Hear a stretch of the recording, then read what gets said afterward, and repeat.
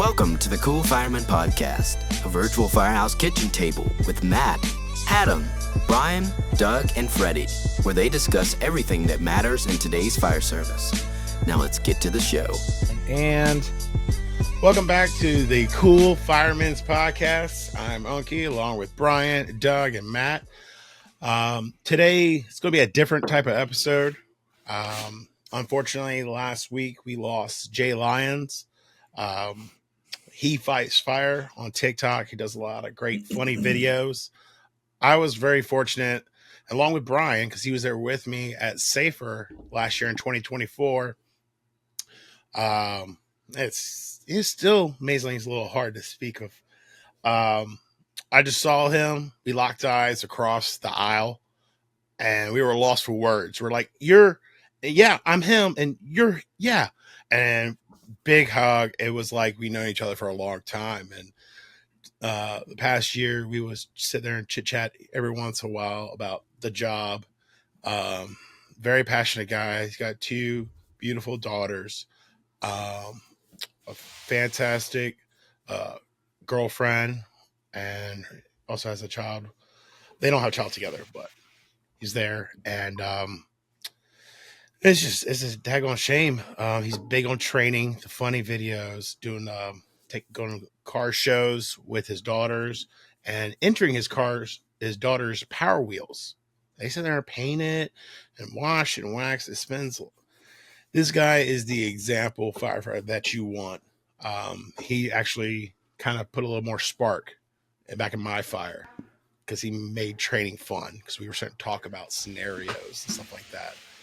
So once again, he was the cool fireman, right? Like, he was one we talked about. Yeah. And I talked about it a couple episodes ago. Like, one of your favorite episodes? Mine was Jay Lyons, and it was his first time on a podcast. And he's one of the cool firemen. I tell you that. So, anybody else? I'll just chime in and just say, it's a very tragic situation. Being in Eastern North Carolina, it was a ripple effect. Unfortunately, I opened my phone in a hotel. I was away for work, and I sent the group text to y'all, and I literally was at a loss. We were going away to have dinner with the firefighters that were on the work trip for me, and they were like, "Man, you're really quiet." And I was like, You don't know just kind of the text that I've had to send to the group that's on my podcast, and kind of the ripple effect that it's having. And they we're all kind of in this groove. And then when that kind of thing happens and it hits you, you don't really know the effect that it has. And I think we all know what it's like to lose, but you never expect it to be this group, right? Like line of duty deaths and non-line of duty deaths, but especially in this situation, it hits different and it hurts different, if that makes sense. Yes. And I hope, the one thing I would say right now is our tagline is faith, family, and food. And I hope that people lean into their faith right now and not question why, but pray for clarity and peace and comfort. That's what I would pray that they do. And that's what, in my moment of silence, that's what I'm going to be praying for. Yeah. He was 25. Mark down this. That's wild. Yeah. But I mean, so Unkie, tell them what's going to happen this week, this Friday when we drop. Oh, so this episode, we're going to do, if anybody else got anything else to say, we'll mention a few things about Jay, and then we're going to go ahead and replay episode number 69, which is when we had Jay Lyons, He Fights Fire, on our Cool Fireman podcast. And let it play. Yeah. It's a great idea. For him. Yeah, that's for him, yeah. But yeah, we do a moment of silence every week. And it's not that it's not just something that we just do, just you know what I mean? And this like solidifies why we do it. It actually kind of brings it together for us, because when you're directly affected, and we all are in a different ripple. And I know that you guys have gotten hit a little bit harder. I wasn't able to make that podcast. Mm-hmm. But you kind of get hit with a little bit of guilt. And I'm not trying to be selfish here, but I was like, oh my gosh, I'm kind of, and this is terrible to say, but like, I'm not like glad that I wasn't on that podcast, but like, I kind of am, you know what I mean? Like, it's just, it's a different ripple. Like you guys kind of got caught in this ripple. And as it kind of goes out, I'm close with you guys who was close to him, and that hits you, you know what I mean? Yeah. And that's why it hits, but it doesn't hit as hard if you're in the NRA. Yeah. But you did miss out talking to him. I did. Yeah. I did. So there's that side of it. Right. I didn't get to even talk to the guy one time. I watch the podcast. Yeah. You know, I listened to him and he was part of our podcast and he wanted to be a part of it. It was amazing. And so that's why we're going to make him a part of it again, for one last time. And of course we'll speak probably of him in the future. He's not, you know, definitely not going to be forgotten. You know, it's a cliche saying, but it's couldn't be more true. And so we'll hold true to that, you know? And so that's amazing. A solid young man with a bright future who is doing things for the right reasons, the right way. There's no other way to say it. Just a solid dude who was doing that. And it sucks. It's a 25-year-old man. And I hate it. I hate it for him, his family, you know, his departments, because I think he was on several volley departments. Mm-hmm. And I just, his children, his girlfriend, it sucks. Yeah. Yeah. So everybody that's part of the Cool Fireman podcast family will be a part of this ripple. And like I said, you know, they might be at the tail end of the ripple as to how they connected with Jay or didn't connect with Jay. However, but we still do want to do this moment of silence and dedication to him and to all the others, you know, that we had lost over the last week. We can't forget about them, but Jay Lyons is on our hearts, and it's a heavy one for the podcast and for the podcast family. And so this is just kind of, again, solidifies why we do this. And it's just like, so it's so important for us to have this moment and to kind of reflect, you know, in our own ways about whomever, even if we don't have someone specific, but we do this week. Unfortunately, we have Jay Lyons, who we're going to be thinking about during this moment of silence. So if we all will remove our hats and our headphones and give Jay a moment of silence.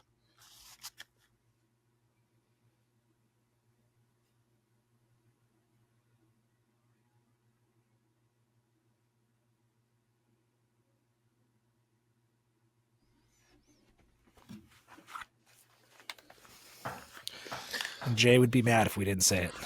It's well said. Well said. Yeah. All right. So here's episode 69. You can also still check out his TikTok page. While it's up, it's he_fights_fire, I believe it is. Yeah. Mm-hmm. And a lot of great funny videos and a lot of great training videos. So, and we didn't talk about this before we came on, but does he have any GoFundMe pages or anything like that we can plug? There is one out by a family member. I can't remember what it was. I'll try my best to put it in the show notes. Yeah. And that way you'll have a link. So if anybody's listening, Jay is still outside of the country in Turks, and it's going to be, they're working with that country and our country, working on releasing him back to America. And it's going it's the British government that they're having to. Yeah, I think it is. And it's going to be, wildly enough, I understand it's going to be a hefty plane ticket. Yeah. Right. So that would be, if you're able and willing to give to the GoFundMe page, I'm going to try my best. We'll find it and we'll plug it in the show notes for you. But this is Jay Lyons on the Cool Fireman podcast, back on podcast 69. This is the top 3 of all time. Brian said only topped by what? Oh, the party mix version. So it's got pretzels, peanuts. Erroneous. In those styrofoam balls. I'm gonna have to go with Doug on this one. Because I've tweeted at them and they sent me some free shit. Because if I wanted a bag of pretzels, I'd buy a bag of pretzels. That snack mix has 78% pretzels. I won't disagree with there. I don't want that many pretzels, though. But you know what the problem is? They had 5 of those little styrofoam balls. I remember as a kid, there's a bunch of them in there. And they weren't styrofoam balls. They're way much better. But for the fat kid on here that can't just eat the portion size that it says on the box, I want the pretzel because it's supposed to be better. Nobody does the portion size, bro. I know, but I eat the whole is dang a box. portion. I'm gonna tell you. I'm gonna show my age here. Do y'all remember Doodad's snack mix? Doodads. Why do I know that name? There's none better. Has never been none better. Out of Doug, business. you and I are the closest to age, and I remember the name. I just don't remember exactly. I'm also what the it is. old guy. The old guy on the podcast. I'm going to search it up while we're talking here. Yeah, it was delicious.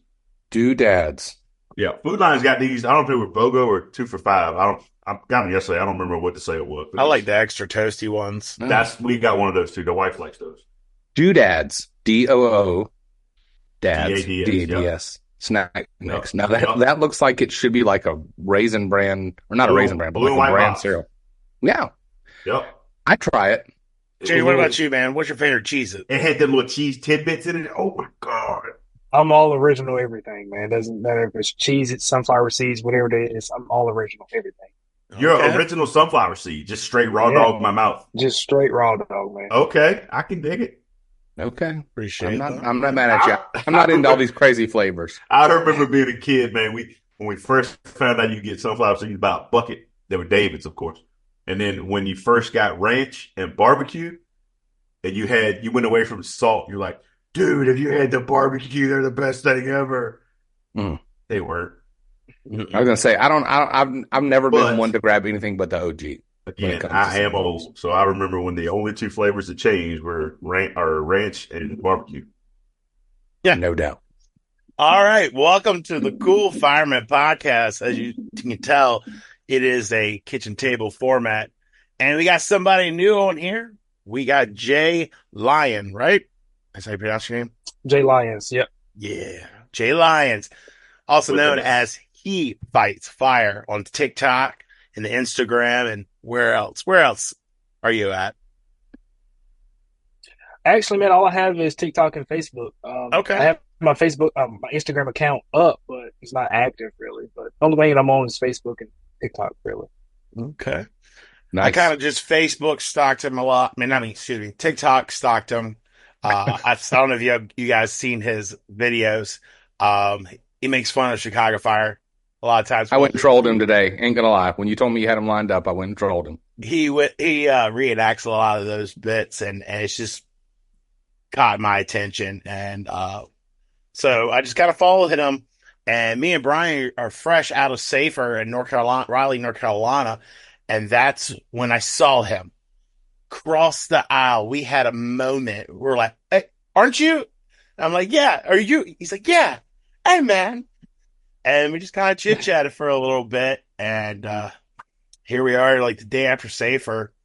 We're recording our podcast. I was like, hey, I'm going to see what Jay's doing. See if he can come out here and hang out. And he is. And I appreciate it. So welcome. Matt's out fighting fire on the West Coast. Wildland Fire. Like literally fighting fire. Literally. And, What do you say? Like 450,000 acres or something? It's big. ridiculous. Huge. Where out west is he? He's in Southwest California. Where did he say? That's where he's from. Yeah, Laguna Beach is where he's from. Gotcha. Okay. But he's deployed like Northern California, I think, on this one. And Freddie's pulling I think he said a 72. So Yeah. that joker has been hustling it. And his Motor City Medical, he put in our group chat that he's picking up customers and stuff. And so shout out to both of those guys who are hustling right now. I know we've missed him this week, but we're glad to have Mr. Lyons on tonight for sure. Thank you guys for having me.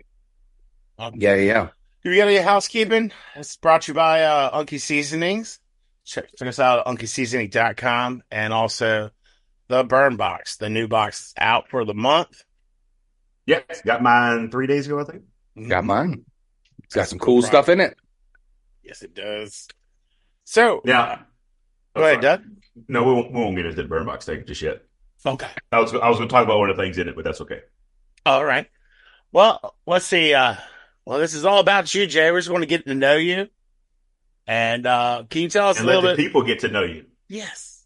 Can you tell us a little bit about your background and, where you grew up at? Yeah, so I'm in a small town in eastern North Carolina. It's called Tarboro. I'd say maybe 15 minutes away from Rocky Mount, North Carolina. Okay. I'm fairly young. A lot of people hear my age and they go berserk when they hear how young I am. I'm 24, about to turn 25 in December.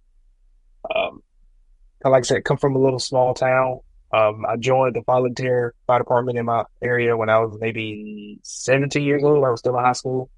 So that was back in 2017 when I joined.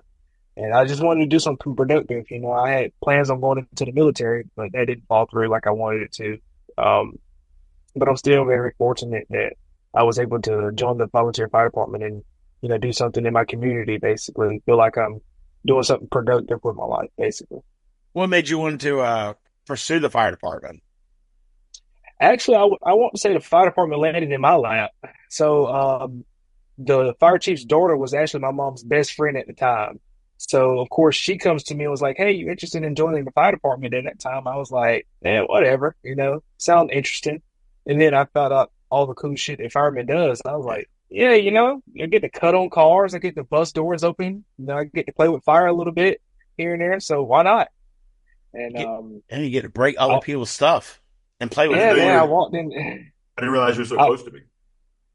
I walked into the fire station one day and got an application, and I fell in love ever since. Nice. Can I ask a follow-up, Adam, to that real quick, if I can? So, like in high school, was that one of your things? Like, were you in sports? Did you do things like that? I mean, or was that not your thing? Like you said, when it fell in your lap. I mean, what do you think that she brought that up to you? You know? Well, like I said, I was very athletic in high school. I played football, and I did want to do a little track and cross country.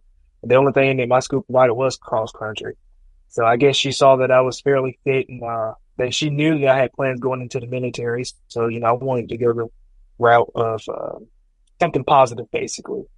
And of course, a small town, everyone knows everyone. So it was something that I could get into, and I'm pretty sure she knew that once I got into it, I wasn't going to let it go.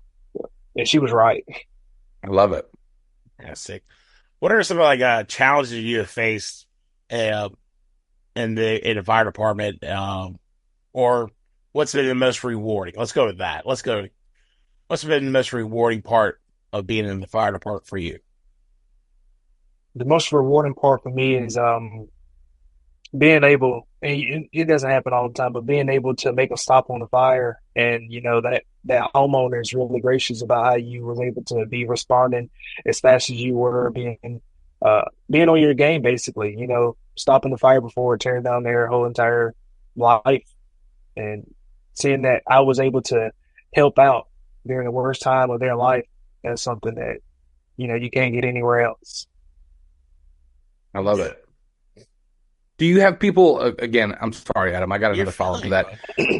I told him, I was like, I'm going to shut up tonight, and I'm not doing a good job. I'm not doing a good job of that. So, like, people your age, we talk about retention in the volunteer fire service. Other folks, you may not know this, but other folks on the podcast do.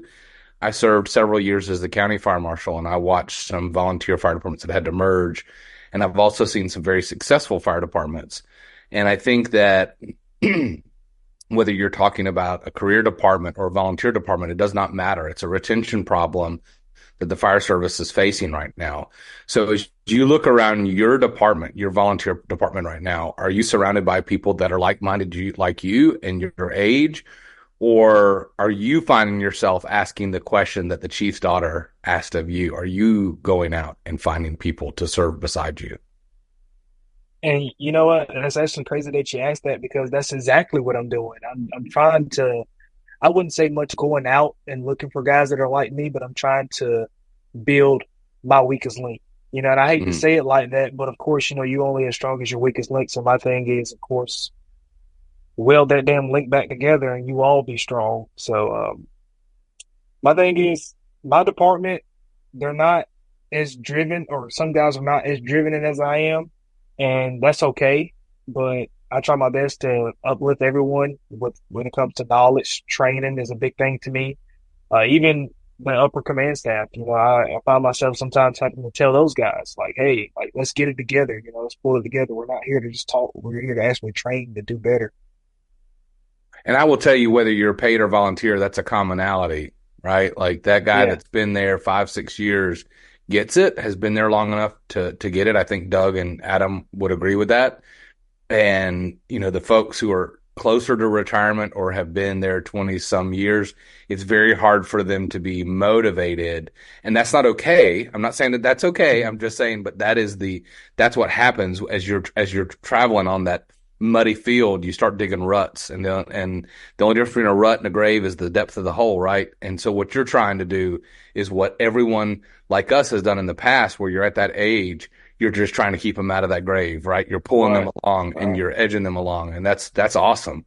So what are some of the things that you do to help them with that, do you think?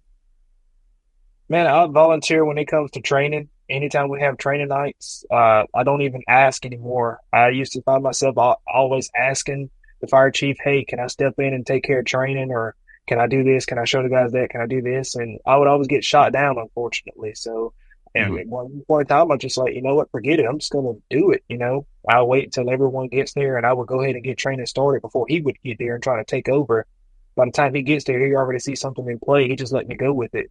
So I had to find myself with just not really stepping over his toes, but it's like, hey, I got to take matter in my own hands at some point in time, so I can go ahead and get this thing back on the roll and go ahead and start doing what we're here to do. So how did he respond to that? Yeah. At least over time. He's a laid back guy. He's the type that unfortunately he's a little old school, so he doesn't like any change. But when he see that things are going kind of smoothly, he just let me go with it, and I'm really fortunate that he actually allows that, because if not, then I hate to say it, but I feel like we're just getting driven into the ground. And, I'll say it actually, but I hate to, but I feel like our training is just not where it's supposed to be right now. And I'm doing my best to try to bring it back to where it's supposed to be. I think if anybody said that they were okay with where their department's training is, they need to check themselves, because everybody's training can be better. Absolutely. So I don't think there's anything wrong with that statement at all. Do you get a lot of participation, percentage-wise, for your house on training nights? I mean, I did volunteering, but I did it in a paid city. So when I trained, I was there. I was the one volunteer on a truck of 4 guys, doing what the big boys did. Right. So I've never been from a truly volunteer house. So normally what I would do is, just to be sure that I have a good amount of guys on the ground, I would send out text messages like, "Hey, this is what we're going to be doing. I need you at the fire department at a certain time." We meet at a certain time, but I have those guys show up probably 30 minutes or 15 minutes prior to that. So therefore we can go ahead and get the ball rolling and get the game plan going of what we're going to be doing that night. So we will get guys to train, but I have to pull it out of them. It's not something that they voluntarily want to do. It's something that I wouldn't say force them to do, but I have to motivate them to get to that point. And that can be hard, especially on the volunteer level. You're busy working all day, trying to come home, but you're trying to spend the rest of the night. Oh yeah, absolutely, man. I definitely understand it that the guys got lives outside of the fire department. They have their own full-time jobs and they have their families and stuff like that. But at the same time, it's like, you knew what you were signing up for when you put your name on that paper. So, training was not something that we could just pass up and just say we're not going to do it today.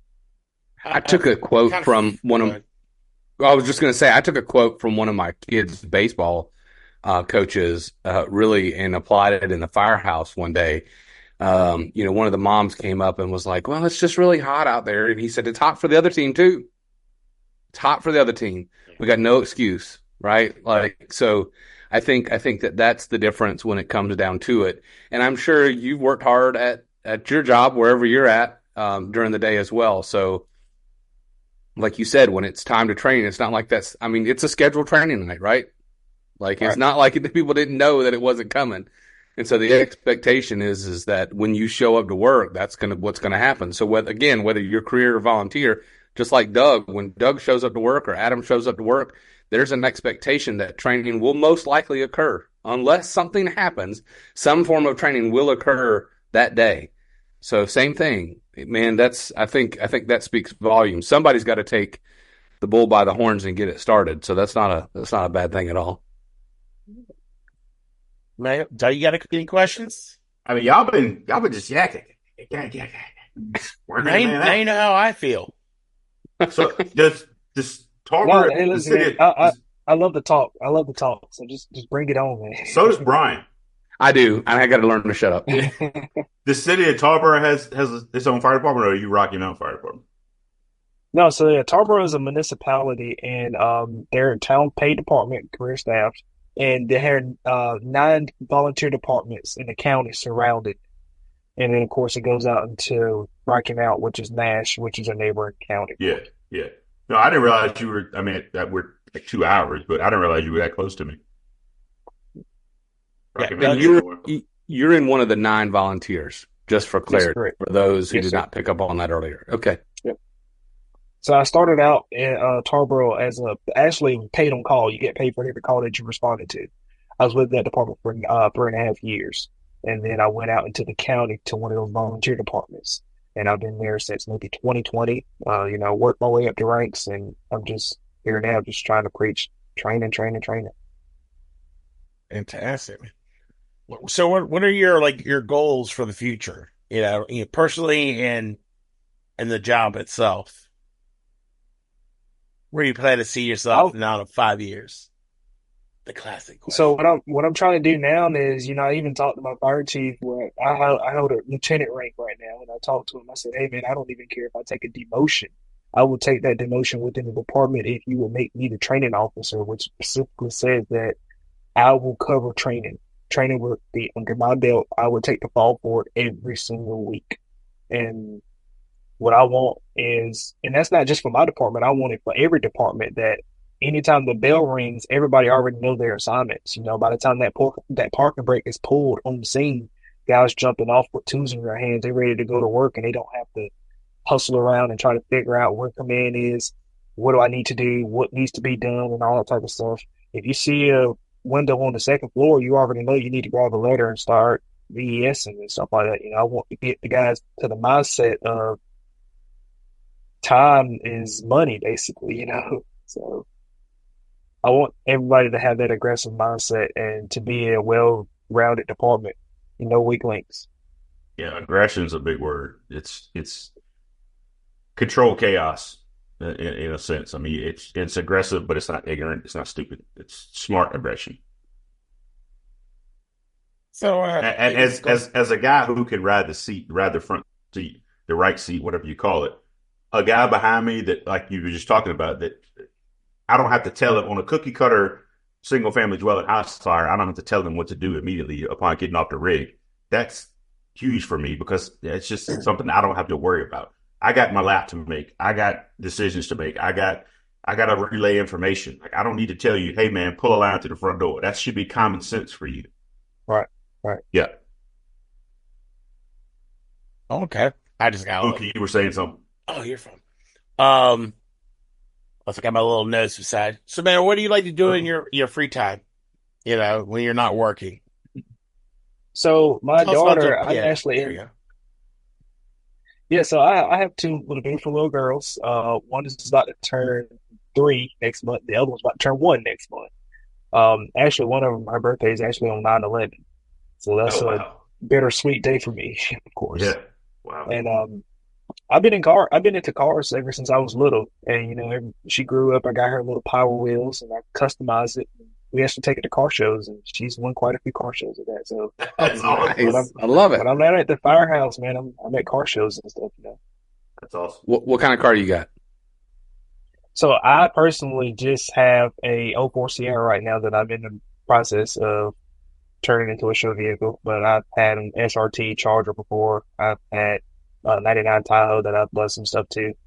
I was always into Two-door? racing. 2-door Tahoe? No, it was the 4-door. Ah, 4-door. Yeah, 2 doors are hard to come by. they are, man, in good shape. Yeah, 99 2-door, that would be hard. Yeah, a lot of people are holding on to that. Yeah. For sure. I got to go check out this Hot Wheels, man. That's awesome. Oh, yeah, I love she watching the videos of the people like putting drill batteries and shit on her to make them like pop wheelies. So the kids are She has hauling around the yards. She has a 20-volt battery. She has LED underglow lights. She has her own Facebook, man. Yes! Go check it out on Facebook. Drop it. Let us know what it is for the listeners. What is it? It's Low Rider Leia. Low rider, kind of Leia. spelling. Rider is Ryder and Leia Leah. You'll see her in a pink Mercedes. We're looking it up right now. Fantastic. That's what we're all right, damn. What did you say the last name? What or the first low rider? What? Leia Leah. Got it. Bam! Look at that dude! Look at that thing! That is sick! It is sick. Oh It my is. god! Man, it's an expensive hobby, but it's something that, it's a daddy-daughter thing that I absolutely love. She I love absolutely it, love man. too, man. So, I'm starting her off young. Hey, but she's eating up the time with dad. And that's all that matters. Oh, absolutely. Absolutely. Yeah, that is fantastic. That is so cool. I love it. Pink Lambo. That's She's what's got up. a trailer. Yeah, so actually the funny story is the trailer was actually built out of a bed frame. We took 2 rails of a bed frame, put them together, and welded it. Yeah, I can see Put a that piece now. of The L iron, yeah. Yeah, put a piece of rebar underneath it as the axles. Got some wheels, and Just some we just lawnmower redone. wheels. So just done the flooring in the house, and I had some extra hardwood flooring boards left over, and I just lapped those over top of each other, nailed them down, and man, there's a trailer. Yeah, that is so awesome. I love it. I love it. Just thinking outside the box. That's pretty cool. Big body business. Women like a cutlass or whatever Kevin Gates said. So, Awesome. what advice would you give someone aspiring to join the fire department? Somebody coming into the fire department that's I thinking thought you about said it. expiring. I was like, you mean dying? You say buying. Breathe, my guy. Just breathe. Inspiring to come in. thing that I'm coming in. Yeah. Don't get discouraged. They're going to run into some challenges that they're not ready to face, and just overcome it. Just try to overcome it as best as you can. There's going to be some times where it's going to get tough, but you always have a brother that you can always relate to, and it doesn't have to necessarily be in your department.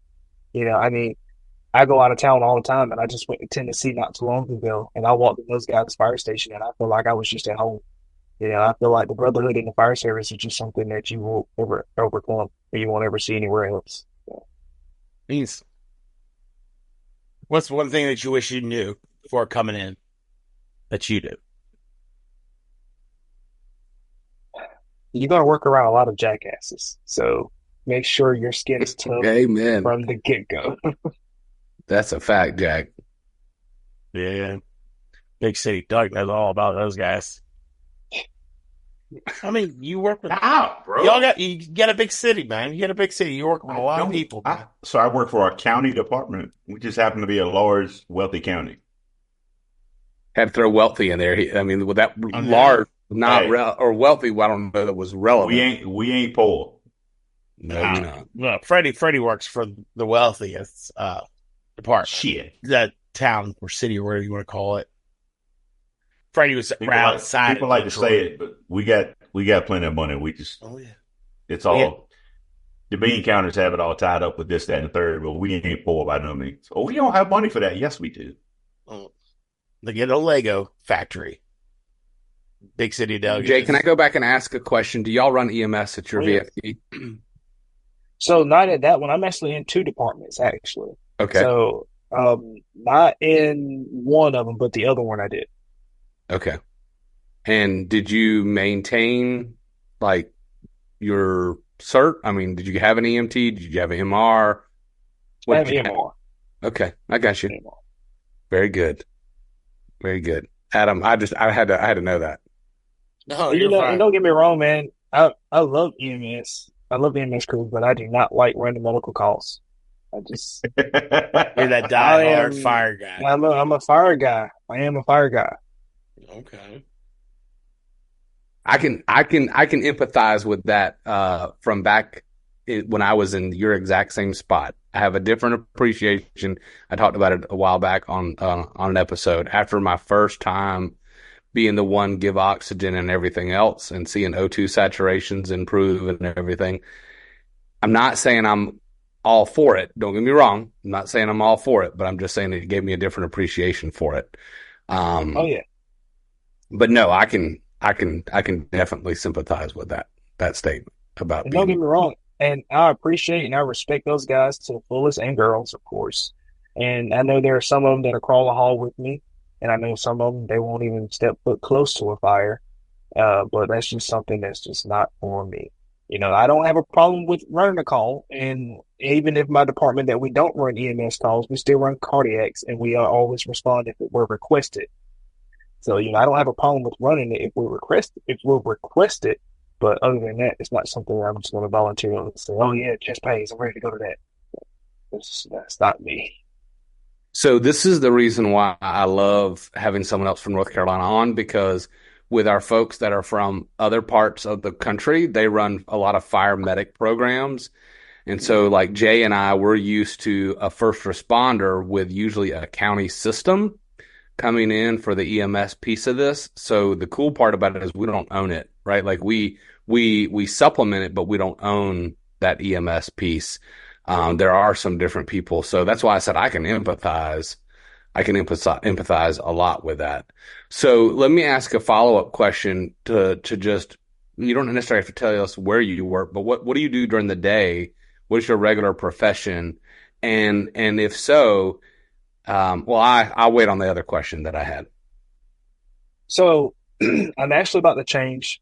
I'm going to go on the truck full time. I want to go ahead and start my career as an actual fireman.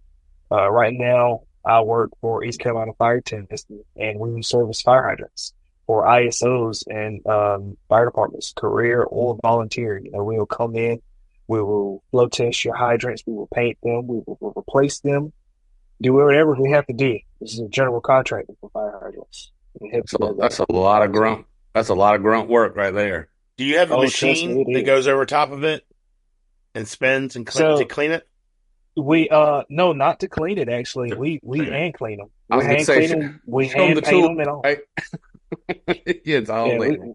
we hand clean, we hand paint and everything. Of course, to the GPM classification of them. Funny story. We ran a fire alarm. What did I work? Wednesday. We ran a fire alarm. I was in the right seat, and my driver. It's kind of always some. I shouldn't say always. I was taught by a very good officer, Chip Johnson, that if you're on a medical call, it doesn't matter what you're running. If you're the engineer, the officer, the driver, or the operator, whatever you call it in your department, and you have nothing to do, and you see a hydrant, there's no reason for you not to go flush that hydrant. Go flush the hydrant. So she did. She went and flushed her hydrant. I got back in the rig after we found out it was a false alarm. And she was like, wet fucking paint. Somebody had not long ago painted that hydrant, and her hands were silver. She was like, who would have thought that they would have just painted it? oh my God, it was just poor timing. Well, was it a flow? Did you get a water flow on the sprinkler? Or was that no? Maybe what no, you did? You're doing some no. Anyway, sorry to get off track there. No. That's good. So here was my other question. But you said you hand paint them. You don't have a cone that goes over it, spins, and paints them. You hand paint them also. Hand paint them. Yep. And color code them. I love it. Yeah, we don't. Yeah, I was going to say, do y'all color code tops? Because we don't. Oh, yeah, all those just all absolutely. solid silver. Yeah. No, we got red, orange, green, blue for every GPM area. Yeah, we don't do them. We That's all are those silver. That's some ISO points. That's some North Carolina stuff right there, son. Oh, yeah. We're every point we can get, kind of things. So my other question was why the type of TikTok profile, or I don't want to say profile, but why that kind of platform? Doug does funny fire department stuff. Adam does his seasoning stuff. I do cooking stuff. You're doing, funny fire jabs as well, kind of like Doug. But why that? Why the platform for that? For somebody who's so motivated on training and everything else, why that? I feel like the biggest thing for first responders, not just firefighters, EMS, and police officers, is of course dark humor, and not so much of dark on my page, because of course I don't want anyone in the citizen world to feel some type of way behind it. But I feel like the best way to cope with the type of situation is to laugh about it.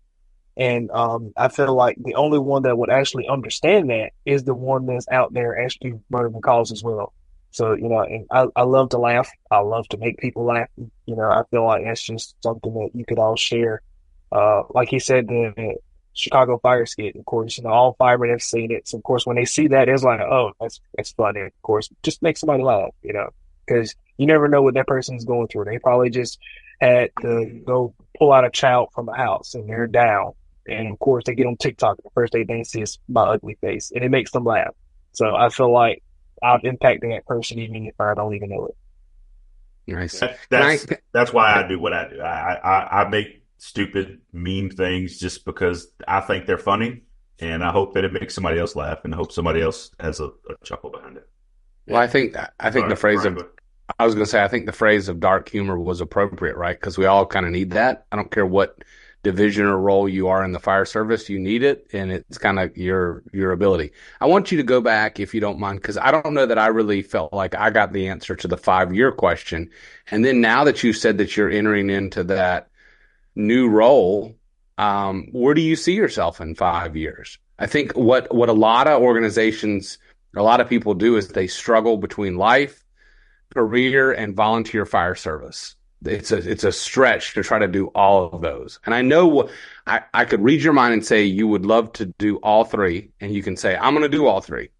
But how do you think you're going to do that roadmap? When you go back and listen to this 5 years from now, what is your roadmap to making sure that you can do that? Okay, so to answer that question, I'm going to go off a little bit and actually give you a little bit more about my background. So I do a lot. It's not just volunteer firefighter. I am the GovOps coordinator for American Red Cross. So I'm the liaison officer. I am the liaison officer through EOC activations and American Red Cross for the Eastern North Carolina Division. Love that. That's fantastic. I'm a volunteer firefighter for 2 different departments in 2 different counties. I also help out my county emergency services as well. So I'm in the fire marshal's office. Not to mention, I'm also a certified storm chaser and a storm spotter for the National Weather Service. God dang. It's a rap sheet that goes on and on and on, man. I can't tell you how much stuff that I've actually done. I've been through EMT course. I've been through BLET, basic law enforcement training. I've been all the way through it and decided this is not for me. I'm just going to be a fireman. So, of course, I know the law as well. So at the age of 24, I can't even tell you how much stuff that I've accomplished. And sometimes when someone asks me, what do I do and what all do I do? Sometimes I have to have my girlfriend to help me out. Like, what else do I do? Because I can't think of it all. I can't manage it all.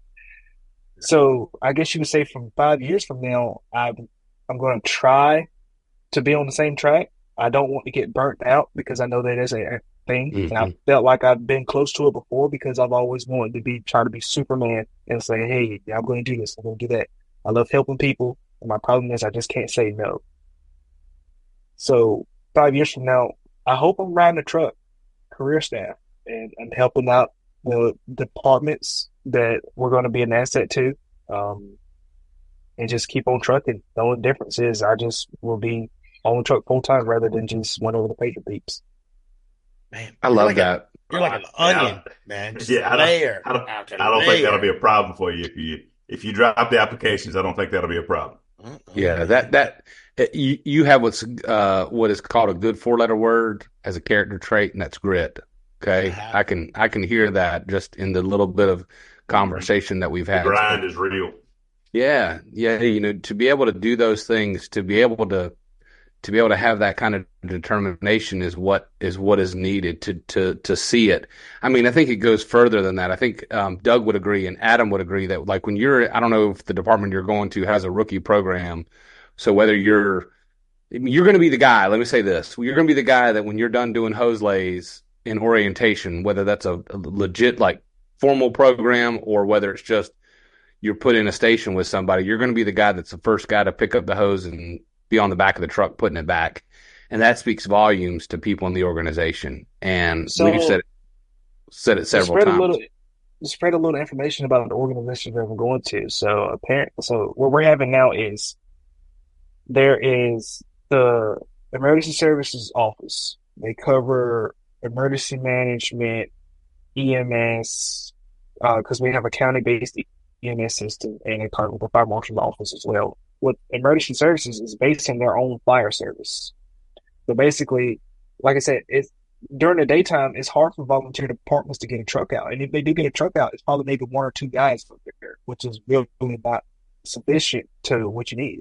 And we're busting out 4 departments during the daytime, even during the nighttime as well for any type of fire, anything structural related, even fire alarms. We're busting out 4 departments, and sometimes we're still struggling to get enough people on scene because you may have 6, 7 guys, which is a good turnout for one department. But you got to think about it; those 6, 7 guys all have a role to play. And once that is done, now overhauls coming in; those guys are burnt out. So what the county fire marshal's office done was they went out and purchased an engine, and it's going to be the county's fire rescue. And fortunately, I've had the privilege to actually watch the truck come in, bone stock, not a single tool on it. And I've been piecing it together, helping out the deputy fire marshal, who's been in charge of it, the fire marshal as well, and some other staff that's up there at the emergency services office.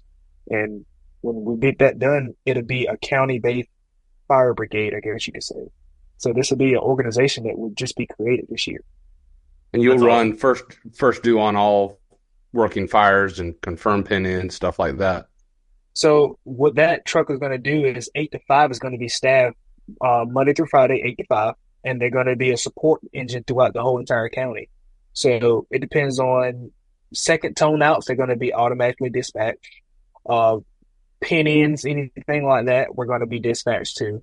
So it'll be just like, I guess you could say, not an elite engine. It'll just be an asset to wherever it may be needed, basically. I got you. That's cool. Flooding. Do you have any train the trainer search or anything like that? Say it again. Train the trainer certs, like teaching hazmat classes, like to get people certified. Do you have any of those certs? No, I don't have any of those certs. I have been a part of plenty of different groups, I guess you could say. One big group that I'm a part of is Passion for the Craft. I'm sure you guys have heard of that one. Mm-hmm. I'm a part of that group, and I know a lot of guys from there. And what I do is I listen to podcasts all the time, like podcasts like this right here. I feel like, to me, that is a part of training as well. It doesn't necessarily have to be hands-on stuff all the time. It doesn't have to be strategy and tactics all the time. Exactly. Yep. Exactly. Because I feel like at that point, even from the comfort of my recliner in my living room, I'm training my mind. I'm giving myself a different mindset of how to do things. Mm-hmm. So, of course, when I learn how to do something, or when I learn something or hear something from a podcast, I would do it myself just to be sure that I'm comfortable with providing this to my department, and then turn around and actually start teaching it to my department as well. So that's where I guess you would say the training would come from. I asked about train the trainer, courses because of Brian. He's always he's got a little side hustle that does training stuff. He's always I got a side hustle on everything. Yeah, I got it. Like, I'm a hustler, baby. That's right. I just want you to know. And if I ain't got it, and you tell me that it's worth something, I'll get into it. That's Newport News' own, or Tidewater's own, Pharrell Williams. That's right. Virginia Beach. On that note, let me interject. Jay, I got a question. Serious question. This is a serious question. Is Snoop Dogg a top 10 rapper? That's very, very hot topic on this podcast. Is Snoop a top 10? Matt and I have polar opposite responses here. This is a heated thing for us. While Jay thinks about top that. 10. While he's still thinking, I got a question for you. Why does he carry an umbrella? Yeah. Why does Snoop Dogg carry an umbrella? For drizzle. For drizzle. Yes. On, dog. I'm sorry. Jokes. I'm sorry. My kid dropped that on me today. Idiot. I guess that question would just be based off the person that you ask. I'm asking you. It's absolutely based on where you live, I think. Yes, that I will say that as well. It's absolutely geographical bias. I'll agree with that. Because between New York and Atlanta, I can give you 10 that dominate Snoop. Just from New York and Atlanta. Rob Van Winkle, baby. I ain't been to Memphis. I ain't been to St. Louis. I ain't been to Chicago. I ain't been nowhere but New York and Atlanta. Rob Van Winkle, shut up. Man, Vanilla Ice, baby. Vanilla Ice. Come on now. Yeah, man.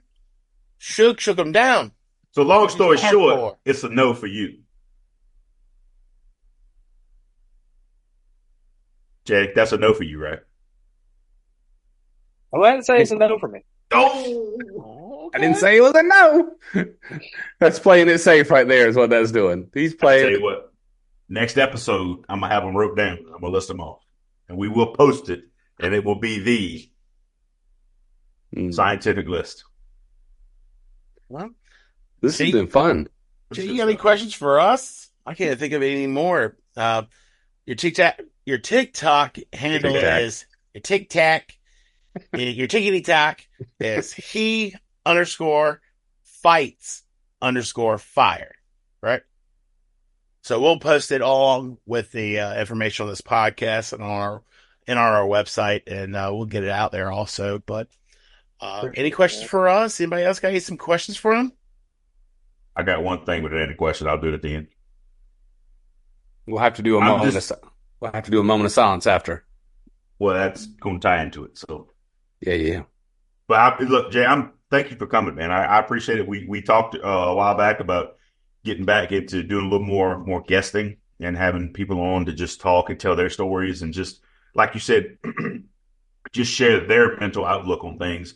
That whatever Jay says might trigger somebody in Oklahoma that says, you know what, I never thought about that, man. Like, right. That's all we're trying to do, man. Like, and we talked about trying to get more people on to share their stories, their backgrounds, and their aspirations to hopefully help. If we help one, we won. You know what I mean? We've always said that if we help one person, we win. You know. So you may have your story tonight about how you deal with training may have gave somebody the courage to just do that at training. Yeah, I want you to know that. You might have helped Joe Schmuckatelli in Podunk, Iowa, say, "Hey, Chief, I got training this week," and he's like, "Well." But he shows up early and he gets it done. And Chief shows up and like, you know what? I kind of like this. Right. And that's a win. That's a win, initiative. Man. Absolutely. And if you reach one new young volunteer fireman and inspire him to be the next, whoever, you win. Yeah. You still continue to train even after academy. It never stops. Yeah. Never stops. This is going to tie into what I'm talking about at the end, but it used to be posted in the fire engine at Company 1. You can never train enough for a job that can kill you. You can never train enough for a job that can kill you. That being said, it was posted in Chesterfield County Fire and EMS Engine 1. The captain of Fire Engine 1 year ago today, Jason Ware, died in a car crash on his way to work that morning. They had a walk for him yesterday, a memorial walk, and we're going to do it every year. I just want to let Wee Man's family and all his friends know, his wife Crystal and his beautiful daughter, that we won't forget him. We won't forget them. I say daughter, his kids. We will never forget them, and we will always be here for them. We will never let Wee Man's memory die, and that'll lead us into our moment of silence, if you don't mind. Brian, are you good with that? Yeah, man. Let's do it. So let's do that. Yep.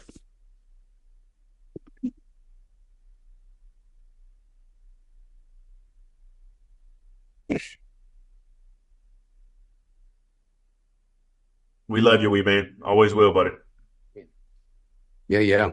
Hey, I know Adam's probably going to cover it, but I want to say thanks to everybody that did come up to the South Atlantic Fire Rescue Expo, came up and saw Adam and I at his booth, but just random people who just came and shared the love, told us about the podcast, said, hey, we're going to subscribe to the podcast. We really didn't know this existed. So what we would do is drop a comment for this week. We try to get engagement up. Drop a comment. Let us know whatever platform you're on, where you're listening from. We would love to know that. I don't know that we've called that question yet, at least since I've been on the podcast, but that would be cool to know where people are listening from. So, Adam, you want to share something about SAFRE or anything? No, thanks for everybody who came out and everybody who was a part of it. It's our first year as Unkie seasoning. Being at SAFRE, gosh, man, it was really great to see a lot of friends. Ryan definitely is one of them. He's one of my best friends. seeing Wes brought all the vendors, Taylor from Taylor's 10 and Lucas and Chris down in Box 31 and, the guys at BA Shields. What? Yeah, Frank Frank Viscasco. Oh, yeah, I can't Frank. even say his name.